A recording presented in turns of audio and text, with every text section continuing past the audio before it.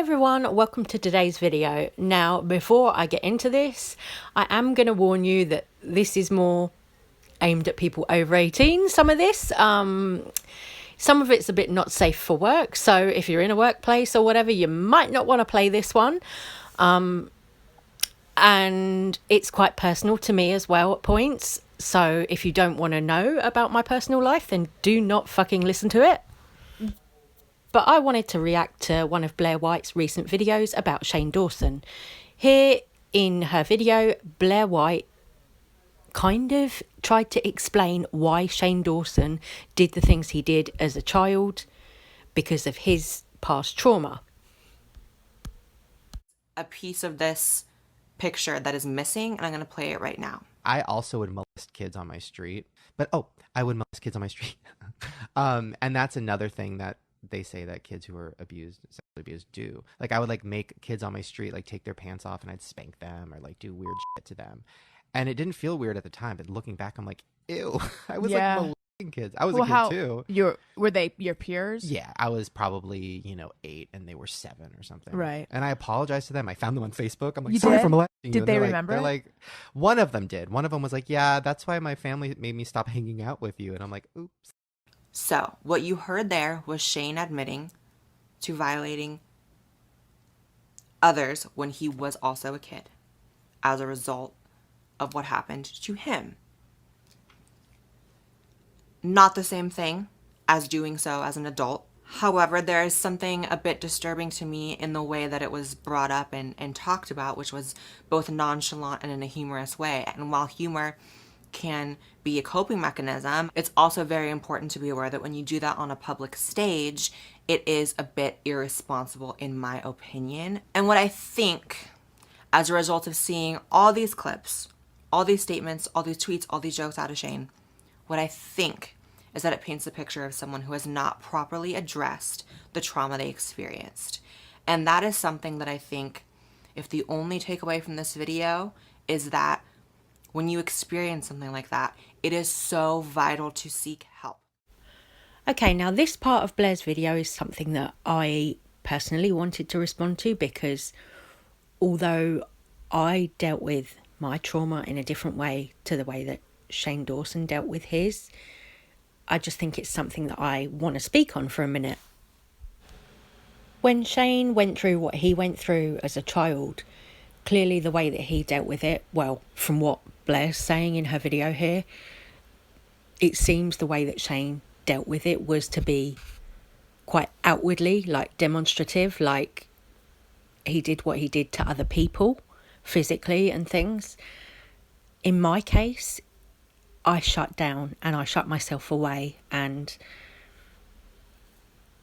withdrew, basically, went inwards, wouldn't talk to anyone about it, wouldn't do things like that with anyone. It wasn't until later on in life, when I was, I think, 18, that I started to experiment with BDSM. Now, for me, that became a way to cope, because I found that being submissive and receiving pain, physical pain, helped me deal with all the emotional pain and the emotional turmoil that I was feeling at the time. And I know that's not an uncommon reaction, because I know other survivors who've also dealt with it in the same way that I was trying to. I've heard other, rape survivors and spoken with other rape survivors who also dealt with it this way. I've been intimate with other survivors who also have similar stories to my own, similar pasts, similar abuse stories to my own, who also used BDSM as a method, a way to cope.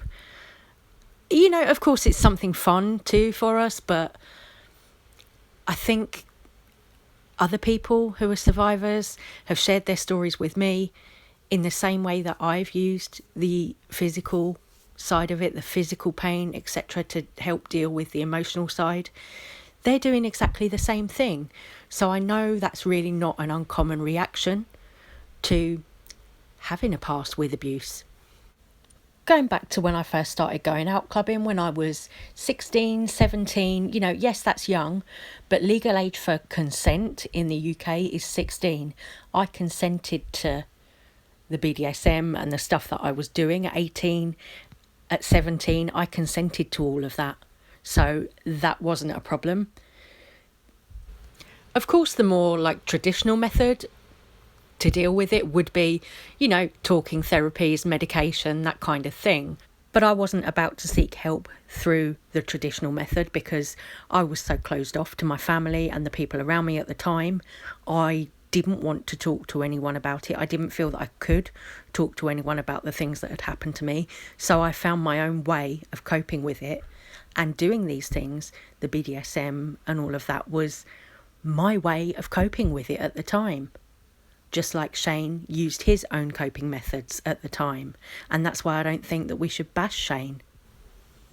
Just for transparency's sake, I think being upfront and being honest about it isn't a bad thing. Because there might be someone else going through the same things. You never know, someone else might listen to this and relate to it. I'd say one way I have been maybe quite similar to Shane in the way that he's dealt with his trauma and the way I've dealt with mine is maybe the body image issues. I feel like I've definitely had a lot of body image issues throughout my late teens, early 20s, up until now, even still. I definitely feel that's something that I've maybe got in common with Shane. I hope that me sharing this isn't too uncomfortable for anyone or anything. It's just that I felt I needed to get this off my chest and I can then move on from it. And I'm going to move on now and we're going to talk about Eugenia Cooney.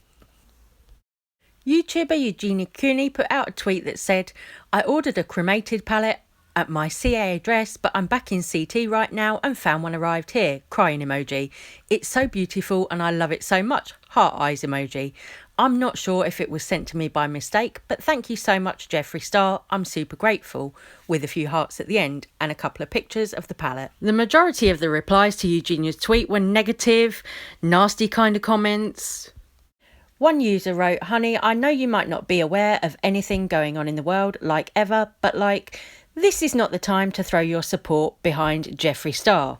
Someone else chimed in with, "You're catching an unfollow, I'm done with you." Another one was, "Nah, throw it in the trash where it belongs, just like Jeffree, sis." Although most of the responses were very negative, there were a couple of positive comments and people had put up looks that they'd done using the cremated pallet. Someone said, "I love it, so pretty, best pallet yet." Someone else responded with, "Yes, such a fun palette," and put a picture of their look down. I don't know about you guys, but I did buy this collection and I'm not about to send it all the way back to America, so I will be doing a review with it. It would probably cost me a crazy amount of money to send the collection all the way back to America, and besides, I actually like the collection. Whatever you might think of Shane Dawson or Jeffree Star at the moment, I actually do like this collection.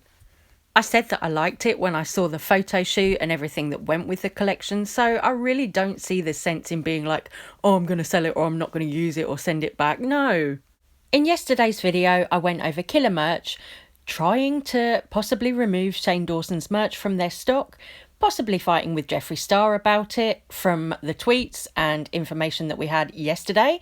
Now, browsing on Shane Dawson's official merchandise website, it seems that all the pictures of Jeffree Star have been removed. If you didn't see yesterday's video, I'll pop that tweet in here. My friend that works for Killer Merch just told me that they want Jeffree to denounce his friendship with Shane and drop him from their line. Everyone got sent home last night because Jeffree and the other owner of Killer Merch were bumping heads regarding the issue. Okay, so here's the merch site as it was in June the 24th. You can see it's got Killer Merch at the bottom and the picture of Shane and Jeffree was at the top. Now, checking for myself on the Shane Dawson website, the pictures of Morgan Adams are still there. The pictures of the girl who does Jeffree Star's social media is still on there. The pictures of Ryland and other people are still up. It just seems that Jeffree Star is the only one who's been removed. There are still pictures of Andrew, the guy that Shane Dawson edits with. Everything else is still as it was. Like I say, just Jeffree has been removed. So I don't know if that tells us anything about the state of their friendship, or if they are still friends in private. I have no idea. But this was just something that I noticed. Aside from that, I've been seeing people online, left and right, selling their Jeffree Star eyeshadow palettes and merch, like the hoodies and things from Jeffree Star Cosmetics. People are starting to try and sell them and kind of get rid of them, which is really kind of extreme, I think. Honestly, I'm just going to use the palettes and everything that I've got. I mean, I've got a lot of makeup from Jeffree Star, so there's no way that I'm going to like throw it away or try and sell it. I'm just going to use it because I like the makeup. It's good makeup. But in all this craziness, in all this chaos around Jeffree Star and Shane Dawson at the moment, Jeffree Star has put up some new merch on his own Jeffree Star Cosmetics website. There is the pink Jeffree Star robe, and there's a blue hoodie and a red, I think, Hi How Are You hoodie. I'll put the pictures in here. So I don't really know what's going on with Shane Dawson and Jeffree Star at the moment. I hope they are still friends in private. I mean, I guess time will tell about that one. Yeah, so I'm going to leave this video here and I will see you on the next one. Thank you so much for listening and I'll see you soon. Bye guys.